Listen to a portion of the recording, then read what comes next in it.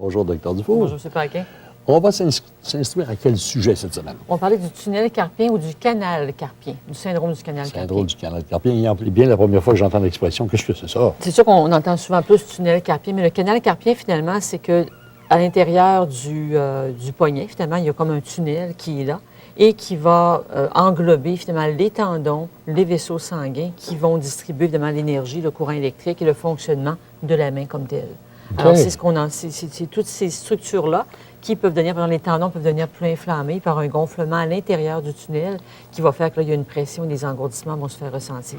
À quel moment est-ce qu'on commence à parler de syndrome de tunnel carpien? Là?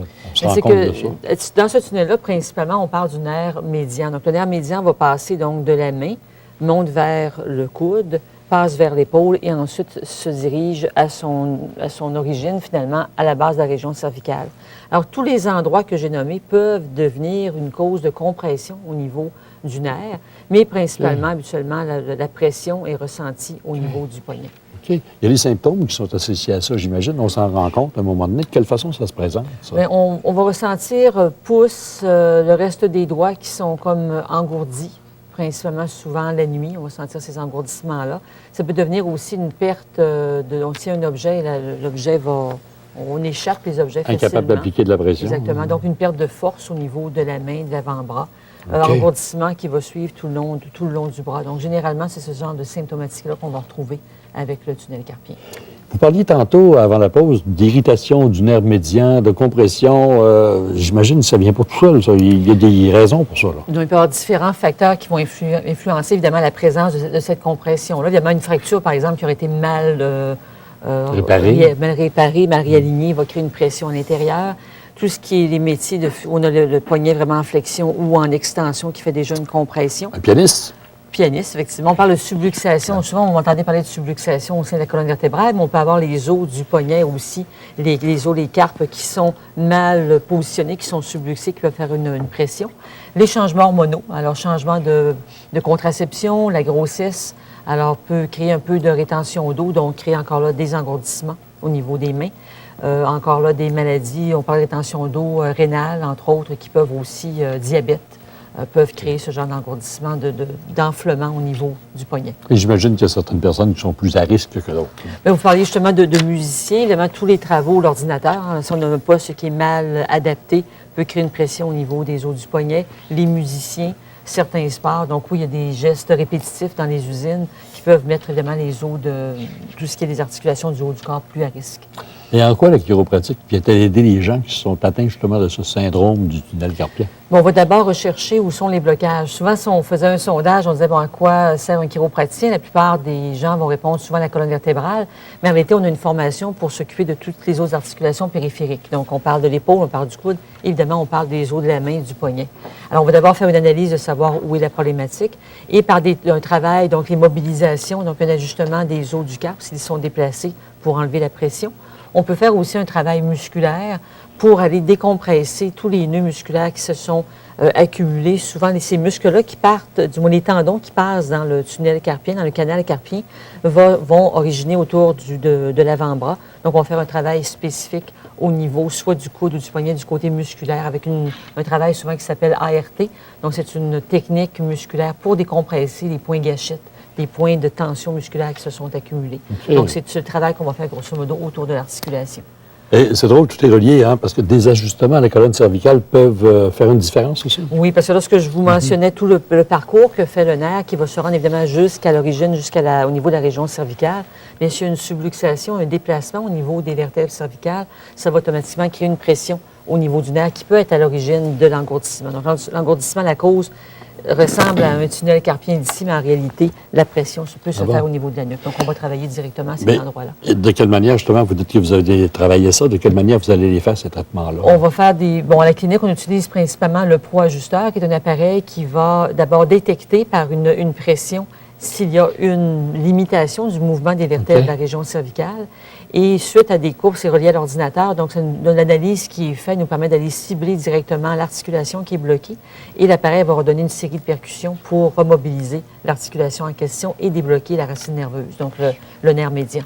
Donc, Dr Dufour, vous rétablissez par des ajustements comme ça la bonne conductivité nerveuse, si je comprends bien. Absolument. Et c'est vital dans le cas de problèmes de tunnel carpien parce que si on prend, par exemple, si l'origine est au niveau de la région cervicale, bien sûr, on a fait des tests, le patient s'est fait diagnostiquer, a eu officialisé le diagnostic de tunnel carpien, mais est-ce que ça vient vraiment du coude, pardon, du poignet, ou est-ce qu'il y a une compression au niveau du coude, est-ce qu'il y a une compression au niveau de la région cervicale? Donc, il faut aller détecter l'endroit, mais avec des techniques comme le pro-ajusteur, comme on a vu, on va effectivement débloquer ces nerfs-là pour amener la circulation optimale. Je me demandais justement comment vous faites pour détecter à quel endroit se trouve l'influx nerveux. Ça passe pas, là. Il y a une subluxation vertébrale. On fait quoi pour la trouver? C'est vrai qu'à la palpation ou avec le poids ajusteur, qui est l'appareil de traitement, déjà la résistance nous est donnée. Mais on a quand même un autre appareil informatique qui s'appelle l'examen en électromyographie de surface, qui va permettre de détecter déjà l'électricité qui se rend ou l'analyse de la réaction musculaire. Okay. Donc, s'il y a un nerf qui est irrité, on le voit directement sur ces examens-là. Et on va faire, d'ailleurs, lors des examens initiaux, on aura fait une première évaluation en électromyographie et en thermographie aussi qui permet d'analyser s'il y a des zones de chaleur anormales au niveau des structures. Et suite à ça, on refait ces examens-là périodiquement pour s'assurer qu'il y a évidemment de l'amélioration. On veut voir l'amélioration avec le confort du patient, exact. Les engourdissements qui diminuent. Mais même si les engourdissements sont diminués, est-ce que réellement toute la décompression est faite au niveau du système nerveux? C'est ce qu'on peut voir avec ces examens-là. C'est important de savoir d'où part le patient.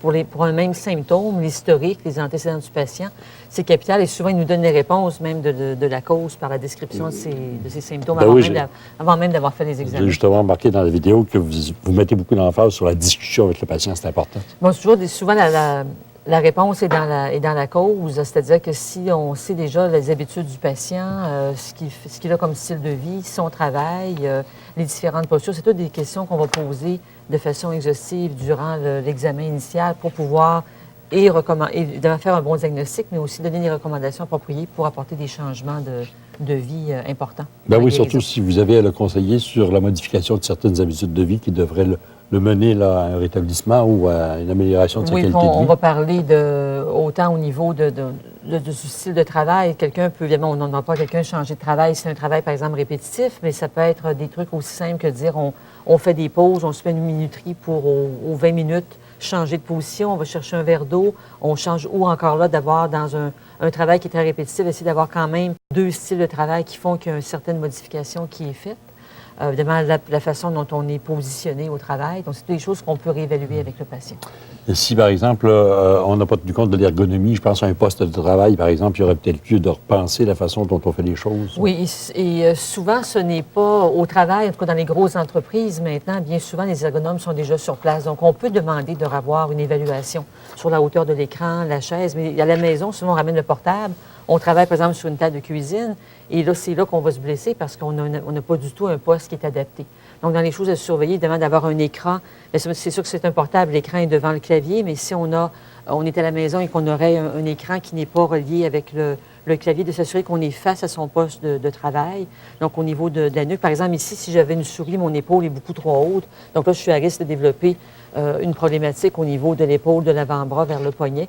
Donc, vraiment, de ne pas avoir de flexion au niveau que le clavier est à la bonne hauteur. La chaise, les genoux qui ne sont pas trop inclinés. Alors, c'est des choses à surveiller. Mais ça, il y a d'excellents outils déjà décrits quand on va sur Internet ou autre.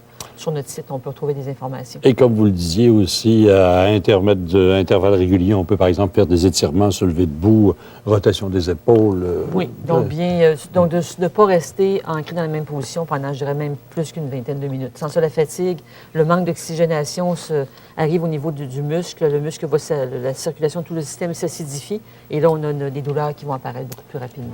Évidemment, toujours de notre table, tunnel carpien. Il y a des gens qui se l'ont fait diagnostiquer, pensent tout de suite à la chirurgie. Il y a peut-être des choses à faire avant. C'est souvent ce qui est conseillé comme approche. Je dirais oui, effectivement, de consulter un chiropraticien pour vraiment voir la problématique. Est-ce qu'elle vient seulement du poignet? Est-ce qu'elle est là en totalité ou s'il n'y a pas un pincement ailleurs ou le long du circuit pour aider? Parce que l'opération, en certains cas, ça réussit. D'autres cas, les gens disent j'ai encore la même problématique. Le problème n'était pas seulement qu'au niveau du poignet. Donc, c'est important de consulter.